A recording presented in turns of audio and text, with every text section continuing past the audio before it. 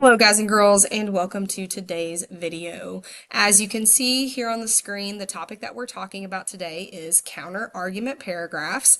And I'll go ahead and let you know up front some good news, which is that this is going to be our final writer's workshop of the school year. Woohoo! That is something to celebrate. You guys know that we do have KSA testing starting next week. And so for the past several days, several weeks, we've been taking some time to review some of the key things that we know for sure is going to be on that test, and one of those things is on-demand writing. And of course, as part of your on-demand, you are going to be writing counter-argument paragraphs. So we're taking some time today to make sure we really understand what a counter-argument is and how to write it. When you get done watching this video today, I am going to be asking you to write a counter-argument paragraph. So it's definitely in your best interest to make sure you're really paying attention, that you're locked in while you're watching this video, especially so you won't have to rewrite your counter-argument paragraph if you don't score well on the counter-argument today. So all that to say, please make sure you are following along, paying attention as we go through this. First question that we need to answer is, what is a counter-argument paragraph? As we know with on-demand writing, we have 5 paragraphs. We start with the introduction, then we have 2 body paragraphs, and before the conclusion paragraph at the end, we have what's called the counter-argument paragraph. When we are writing our counter-argument paragraph, we need to consider possible arguments against our thesis and prove it wrong. In other words, we have to think about if someone were arguing against me, if they had an opposite viewpoint as me, what kind of argument might they make, and how could I prove that argument wrong? If your counter-argument paragraph were a shape, the shape that it would be is what you see here on the screen. It's very similar to our body paragraphs. Really, the only difference is how counter-argument paragraphs begin. So our body paragraphs start with a transition word and a topic sentence before we get into our E1s and our E2s. The counter-argument paragraph, instead of starting with a topic sentence, it starts with an opposing argument. So this is where you introduce the opposite side. So if someone were arguing against you, what would they say? That's the opposing argument. After the opposing argument, you give your counter argument or your counterclaim. So what could you say that would prove the opposing argument wrong? That's your counter argument.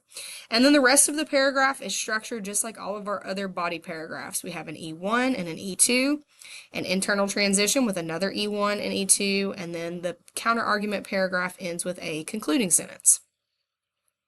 Let's talk about opposing arguments and counter arguments really quickly. Again, opposing argument, you have to think if someone were arguing against you, what would their argument be? And then your counter argument is how you could prove them wrong. There are lots of different ways that you can introduce an opposing argument and a counter argument, but here on the screen are some options. While some say blank, this is not the case because blank. So in the first blank is where you would put the opposing argument, so the opposite side. And then in the second blank is where you would put your counter argument, so the way that you would prove the opposing argument wrong. Another option might be, while it is true that blank, this argument is weak because blank. Some may argue that blank, however, blank. Or some people believe blank, this is not true because blank. Again, like I said at the beginning of the video, you are going to be writing a counter argument paragraph today, so this might not be a bad spot to pause the video and jot down 1 or 2 of these options so that you will know how to start your paragraph. Again, we start with the opposing argument in the first blank, and then we give our counter argument in the second blank. After your counter argument and opposing argument, this is where you get into your E1s and your E2s. Remember, E1 is our evidence, and we always want to start with a good sentence starter like the text says or the author states. We want to make sure that the evidence that we do cite is coming straight from the text, so it's not our words, it is the author's words.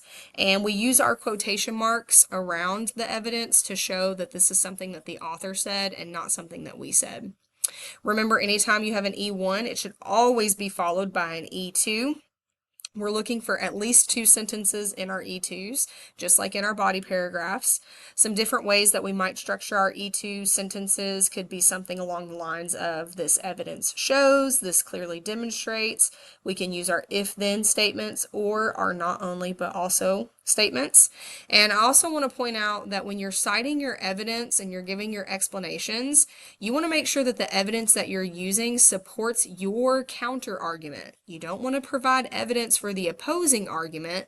You want to provide evidence for the counter argument. You don't want to strengthen the opposing viewpoint. You want to strengthen your viewpoint. Remember, after your E1 and your E2, you're going to have an internal transition. Some examples of that might be additionally, furthermore, or also. And then you jump right into a second E1 and a second E2. So another piece of evidence that you're going to explain. Again, you need to make sure that the evidence that you cite is supporting your argument, not the opposing argument.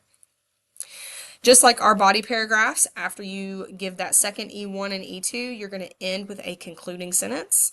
Some different ways that you might structure your concluding sentence could be something like clearly, or based on this evidence it is clear, or this evidence clearly shows, and then you wrap up your paragraph. Okay, now that we have very, very quickly reviewed counter-argument paragraphs, we are going to be reading a passage together called Should We Get Rid of Paper Money? I've got it here on the screen, and I would like you to follow along with me, please. Cash seems to be on its way out. Is that a good thing? Here's a riddle. I was invented more than 1,000 years ago. I can be germier than a toilet seat. At least 2 countries are trying to get rid of me forever. What am I? Paper money. For centuries, people around the world have used paper money and coins, cash in other words, to buy stuff. But now technology has made it possible to get just about anything you want without ever touching a dollar, quarter, or nickel.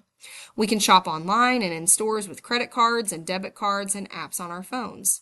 Within 10 years, cash will seem old-fashioned, predicts Susan Crawford, a technology expert at Harvard University.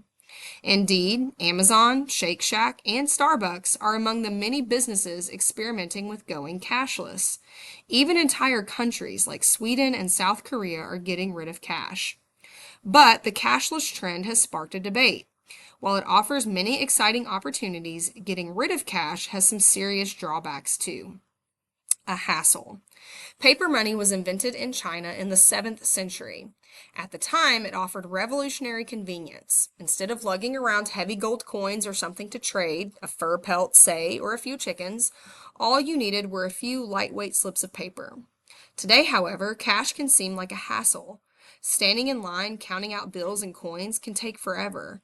Why bother when you could snag the burrito with a tap of a finger? And if you lose your cash, it's probably gone forever.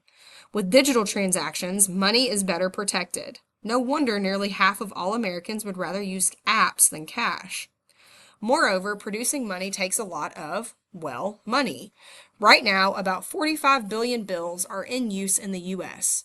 Over time, they get damaged and must be replaced. Last year, the U.S. set aside nearly $900 million for printing new currency.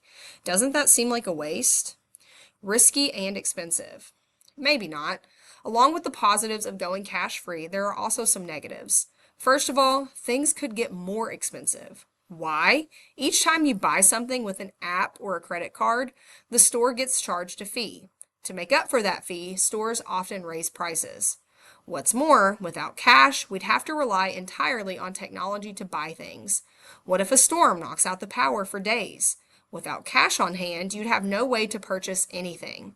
Plus, the more we rely on digital transactions, the greater risk of having our personal information stolen or used in ways we might not like. Another problem is that as more businesses stop accepting cash, a lot of people could be left out. About 7.4 million people in the U.S. use only cash and don't have bank accounts. One reason is that some banks charge fees if you don't keep a minimum amount in your account, and not everyone can afford that. And nearly 20% of adults don't own a smartphone. What would they do if cash were no longer an option? Here's another drawback: the temptation to overspend. Something about handing over physical bills just seems more real than tapping a screen. When paying with cash, you might be more likely to think twice about that new $35 phone case. Then again, cash is kind of gross.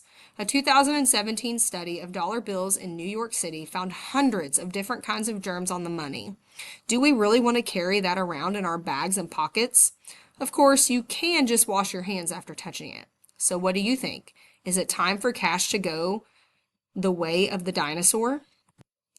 Your assignment for today is going to be to read this prompt and then to write a counter argument using the claim I've given you. It says, for centuries, people around the world have used paper money and coins to make purchases.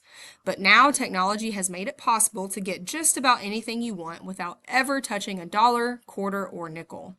With this in mind, the mayor of Hodgenville is considering a policy that would make our town cashless. If passed, local businesses will no longer accept paper money and will instead take payment through debit cards, credit cards, and online accounts. Is this a good idea?